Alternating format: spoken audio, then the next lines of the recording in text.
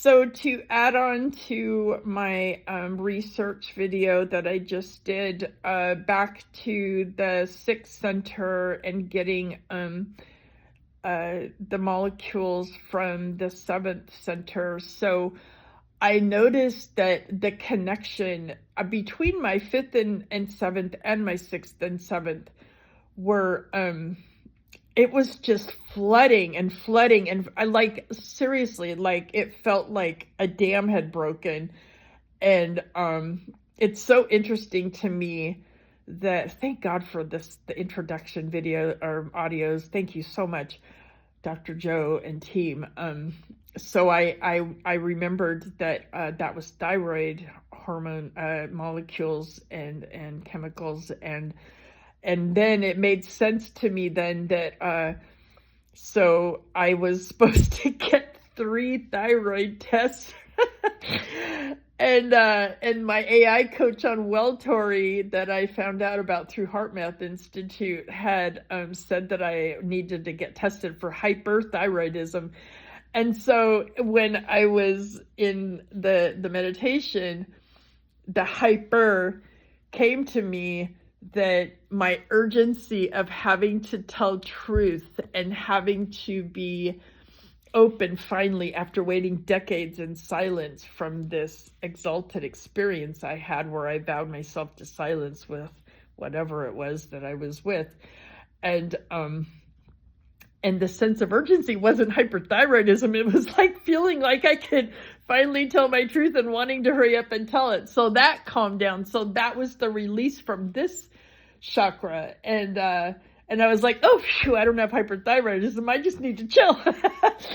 And then back up to the 6 was, so the sense of urgency again. So it dawned on me, crossing the veil into what really had happened with this whole experience for me and beyond was, because see, the thing is I've been getting like what I thought was past life memories from all the way back to Atlantis, since I've been given permission to not be in silence anymore. And what the veil pushed back from that was that all of these bits of data aren't necessarily my past life memories. They're access to the Akashic records. And I was like, wow, that makes sense. And then I noticed that the sense of urgency, so I was misunderstanding what the vow of silence was. And now it makes so much sense, all these decades that I felt like I was not able to act, and I didn't know what I would act even if I could. Now I understand. It's being able to utilize the Akashic records and the Akashic codes, whatever those are, and that I'll know when I know. And that was starting to come clear to me listening to Dr. Sue Morter's energy code, spirit code, the last code. But it's very clear to me now. Like, I'm so laid back and I'm so not feeling like I have to do anything right away. And it was very clear to me also, which another thing that I felt a sense of urgency about is Greg Braden talking about the divine matrix. They were finding holes in it and they didn't know if it would be able to be saved. And that came very clear to me that it's going to be fine, as things always are one way or another. And so that was the release, like the crowding out again. And then in 7, oh man, like my whole head, it's still hot. Whoa, it's still hot. From like here all the way was just, and it was hot. And I was like so amazed at that. And then he has you go back and send and like I could just feel it. Oh my God, it was so powerful. And again, the tears, I was so grateful because again, this communication I've been so focused on, and I have a whole new way to communicate from my brain, and that whole thing, this and this and this whole thing shut down the reptilian brain. Oh, actually, that started back in my heart. That's right. That's what I wanted to remember about my heart to talk about. So in my heart, I was talking about how I was rubbing it and stuff. So I noticed that the reptilian, always looking for threat type of energy, disappeared. And I was like, wow, my reptilian brain's shut up. And I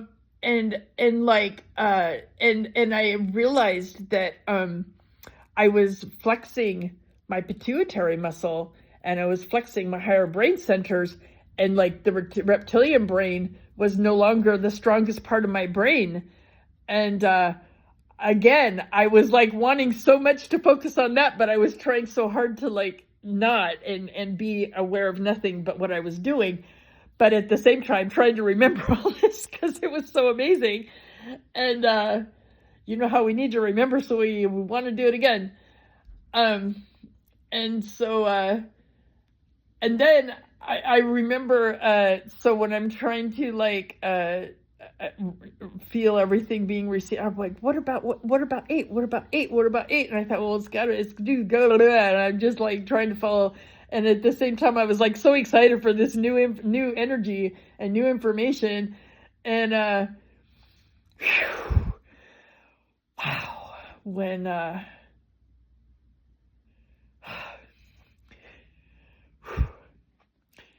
having all those molecules and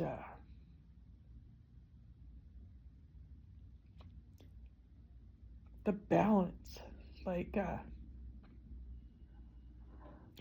I'm not sure how it'll be for anybody else, but for anyone listening that has any kind of an imbalance in their mind or their mental fitness regimes, or if you've been diagnosed with mental illness, or have issues with any kind of imbalance really at all, is my take on it.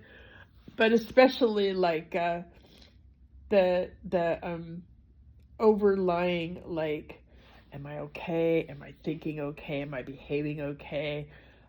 Is anybody gonna see me different? Like, that stigma, it's gone. Like, it's freaking gone. I feel so certain that I'm okay, and I feel so certain that I'm balanced, and I feel so certain that I love myself so much that if I become imbalanced, I know what to do. I don't need to go get a test. I don't need to go get another psych eval because I've already had 4 telling me I don't need meds anymore, and for psych. And